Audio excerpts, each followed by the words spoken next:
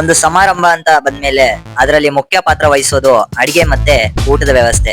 ಹೌದು, ಅಡಿಗೆಯನ್ನ ರುಚಿ ರುಚಿಯಾಗಿ ತಯಾರು ಮಾಡಿ ಬಂದಂತ ಅತಿಥಿಗಳಿಗೆ ಅದನ್ನ ಅಷ್ಟೇ ಅಚ್ಚುಕಟ್ಟಾಗಿ ಬಡಿಸ್ಕೊಟ್ಟು ನಮ್ಮ ಭದ್ರಾವತಿಯಲ್ಲೇ ದೊಡ್ಡ ಮಟ್ಟದಲ್ಲಿ ಹೆಸರನ್ನ ಹೊಂದಿರೋ ಅವಿನಾಶ್ ಕ್ಯಾಟ್ರಿಂಗ್ ಬಗ್ಗೆ ಅವಿನಾಶ್ ಅವರಿಂದಾನೇ ಕೇಳೋಣ ಬನ್ನಿ. ಅಡಿಗೆ ಎಲ್ಲ ನೋಡಿದ್ವಿ, ಸಿಕ್ಕಾಪಟ್ಟೆ ತರಾವರಿ ವೆರೈಟಿ ಮಾಡಿದೀರಾ, ಬಹಳ ಖುಷಿ ಆಯ್ತು. ಇದೇ ರೀತಿ ಒಳ್ಳೊಳ್ಳೆ ಆರ್ಡರ್ಗಳು ಸಿಗ್ಲಿ ಅಂತ ಆಶಿಸ್ತೀನಿ.